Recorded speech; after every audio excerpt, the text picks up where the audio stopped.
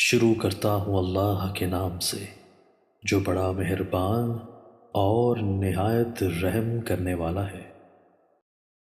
حضرت ابوبکر رضی اللہ تعالیٰ عنہ سے روایت ہے کہ رسول اللہ صلی اللہ علیہ وآلہ وسلم کی خدمت میں ایک شخص نے عرض کیا، یا رسول اللہ صلی اللہ علیہ وآلہ وسلم، آدمیوں میں کون بہتر ہے؟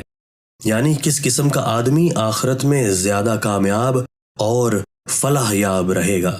آپ نے ارشاد فرمایا کہ وہ جس کی عمر لمبی ہوئی اور اس کے اعمال اچھے رہے۔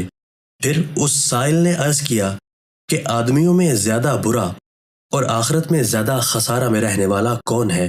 آپ نے ارشاد فرمایا، جس کی عمر لمبی ہوئی اور اعمال اس کے برے رہے۔ تشریح: ظاہر ہے کہ جب کسی شخص کی زندگی اعمال صالحہ والی زندگی ہوگی تو جتنی طویل عمر اس کو ملے گی اسی قدر اس کی دینی درجات میں ترقی ہوگی، اور اس کے برعکس جس کے اعمال و اخلاق اللہ سے دور کرنے والے ہوں گے اس کی عمر جتنی زیادہ ہوگی اسی قدر وہ اللہ کی رحمت و رضا سے دور تر ہوتا چلا جائے گا۔ دوستو، اللہ تعالی ہمیں ان احادیث مبارکہ پر عمل کرنے اور اپنی زندگیوں کو سنوارنے کی توفیق عطا فرمائے۔